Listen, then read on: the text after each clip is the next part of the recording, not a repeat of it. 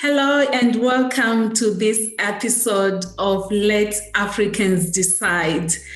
This podcast is brought to you by Resource Africa, and we'll be talking about communities, community rights, community-based conservation, and community-based natural resource management. Today, I'm so excited to have Dr. Shylock Muyengwa as our guest, and we are going to talk about CBNRM, or what is called community-based natural resource management. So thank you so much, Dr. Muyengwa, for joining us for this podcast. I think to start with, maybe you can tell us a little bit about yourself, and you can introduce yourself to our listeners and viewers. Over to you. Thank you, Moreangels, for hosting me. Shylock Muyengwa. I work as a researcher and a consultant, but I'm also a practitioner on issues around community-based natural resource management, for which you've invited me to speak on. But primarily, I derive my experience from spending so many years working in the villages around the SADC region, for which I'll talk about. And over and above that, I also work as an evaluation expert, and I specialize on quantitative evaluations, broadly around development interventions, as well as with a specific focus on community-based natural resources management. Thanks once more, Moreangels, for having me. Thank you. So I think I've mentioned about CBNRM, or community-based natural resource management, but I think most people out there might not really understand what this is all about. Maybe you can start by explaining what CBNRM is about.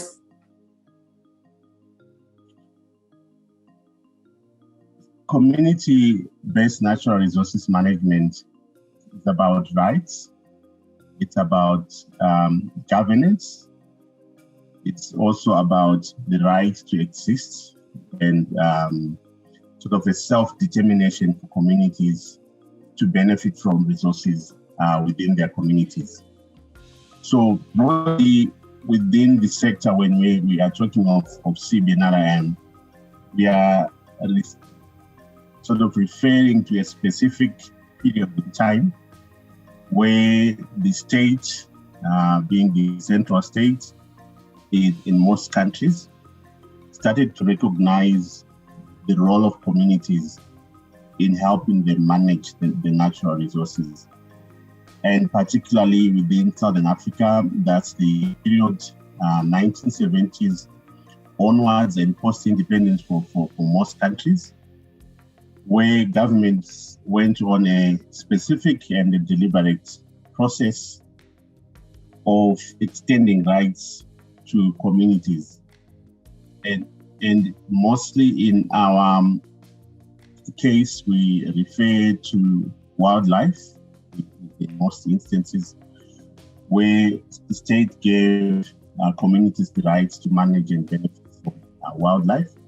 But slowly that was extended to other resources such as forestry, forestry products, mostly what we refer to as non-timber forestry produce. But in short, the guiding principles for CBNRM more generally is you're looking at a community getting a share of revenue from whatever resources that come from the area, and then they are allowed to use those resources, financial and non-financial, for the benefit of their communities. So basically to then be able to drive development within their communities based off the resources within their vicinities. So in short, that's an overarching principle for CBNRM, but it can be applied in many aspects or across many resources beyond wildlife. I've talked of forestry. I think that also applies to the other resources. If you look at the devil's claw in Namibia, rooibos in South Africa, And then you've got other cases sort of approximating or taking a prototype of the CBNRM approach within mining sector. Some of the CSR programs, they are also embracing some of the principles of community-based in their approaches. I think in short, that's as far as I can simplify CBNRM within this context. Oh, that's very interesting. Yeah, I understand that CBNRM may have evolved or changed over the years since it was initiated. How has this changed over the years, and maybe across countries in terms of maybe benefits and even the institutional frameworks across the different countries? How has it changed over the years? The CBNRM has evolved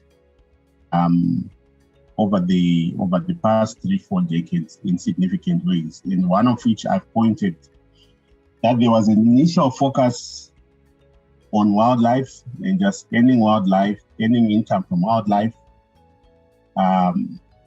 investing that into the communities, or just ensuring that the funds go into households as dividends, right? So that has changed. We've seen a lot more resources are now a primary focus of CBNRM, including tourism, particularly in places like Namibia, where you have a lot of enterprises that are focusing on tourism. We've seen a diversification as well across crafts, value addition of some of the primary forest products, and so on. So in itself, if you look at the late 80s and early 90s, the discussion around CBNRM has been wildlife, but that has changed to include the broad range of resources. And in other areas, other communities are starting to look at how best they can benefit from mining. That's one end. Then on the other side as well, is we've seen an increasing formalization of CBNRM at policy level. So we used to have guiding principles for CBNRM that could just be implemented or taken as a guide generally for implementers. But we've seen more increasing focus on the formalization or development of specific policies to support CBNRM. I think Namibia is a good case.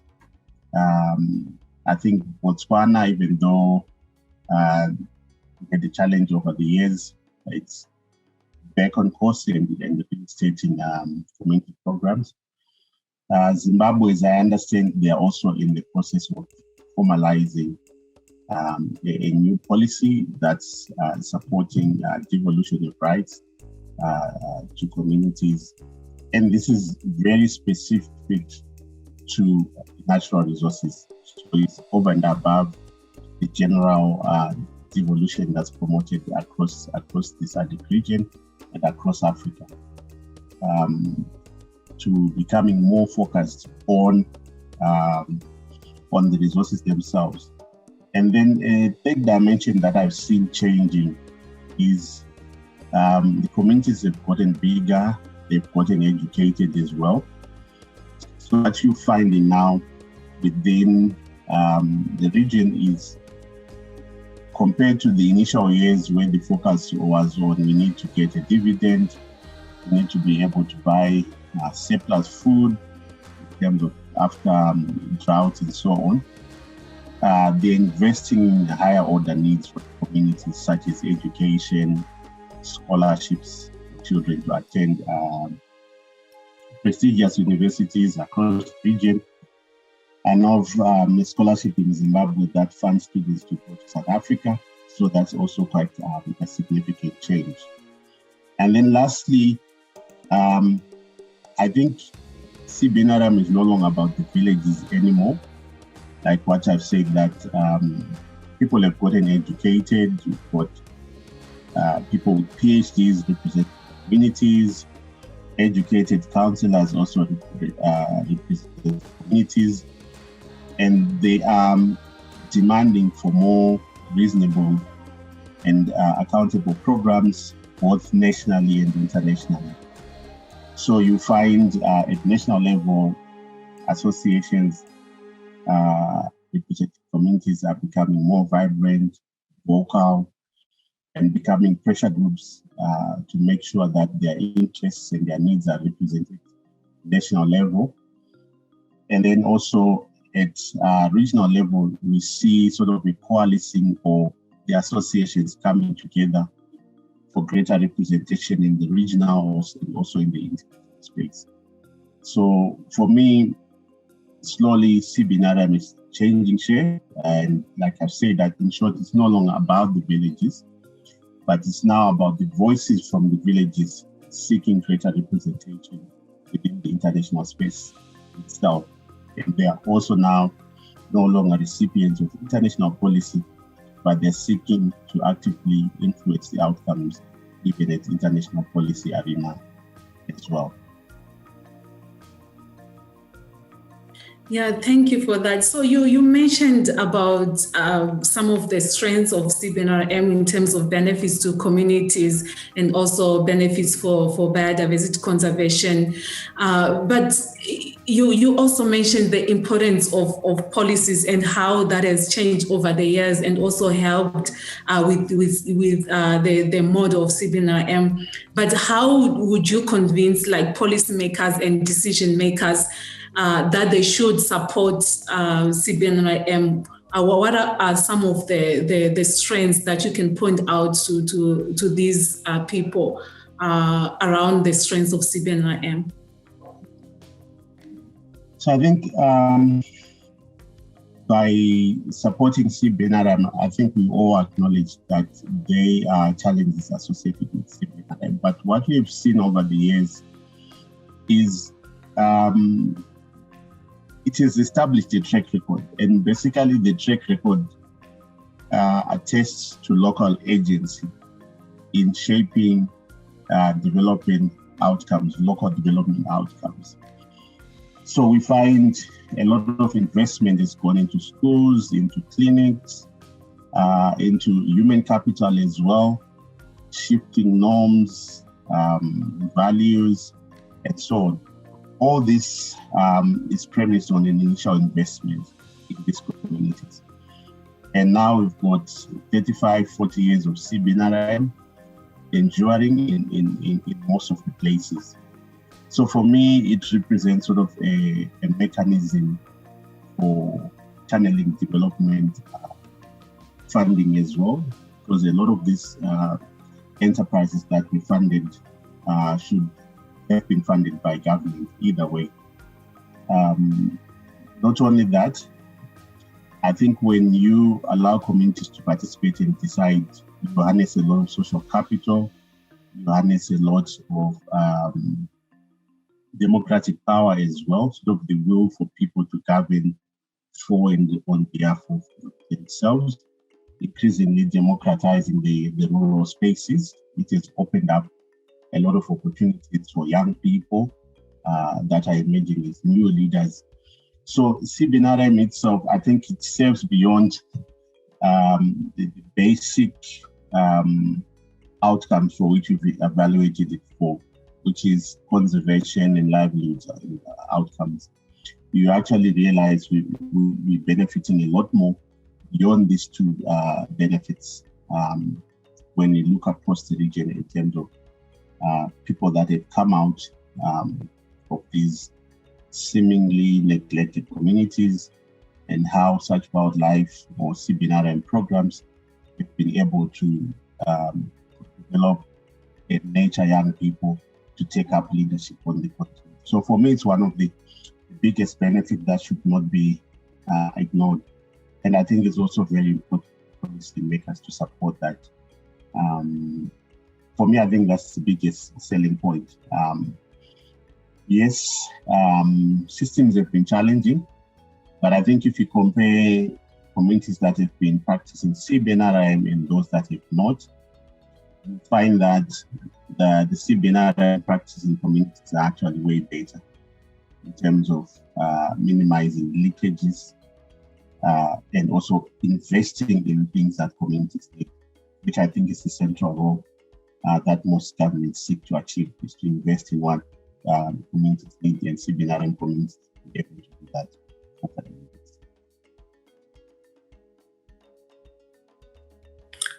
Thank you for that. And I think I have one more question. We know that land and resource rights are very critical to the long-term success of CBNRM, but this has been a major challenge in many countries.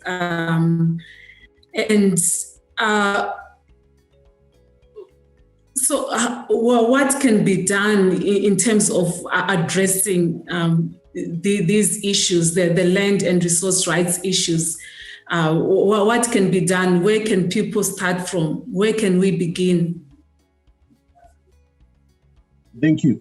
I think it's a difficult question, but the issue of land rights and resource rights does not affect CBNRM practicing communities only. For me, it's an endemic problem across the continent that requires a major rethink for the policymakers, but I think not only the policymakers, but also for the academia, the researchers and the communities themselves, in terms of how do we solve the land rights challenges for Africa. Number one, I think there is need to recognize the communal rights land in Zimbabwe. Yes, private tenure becomes the ultimate, but communal rights are also private in nature because they allow communities to exclude outside and so on. So for me, I think that is the starting point, that communal land rights are indeed private land rights for the specific user groups. So if that can be recognized in a formal way, maybe starting at AU level and then cascading to national level, that sort of gives us impetus, so it gives us ground to start then addressing the tenure issues across the entire continent. I think there are some experiments around issues of communal land rights where communities are being asked to document histories and how they relate to place, and then try to use that to formalize rights or their claims over specific pieces of land. And I think that's a good starting point, because basically it's getting back to the communal or the customary land rights is equally important as the private land tenure rights that are valued in the current economies. But I think also coming from a background where we are part and parcel of these communities, I feel that's a good starting point, recognizing that land can be held communally, and groups of people are then allowed to parcel that land following a specific tradition.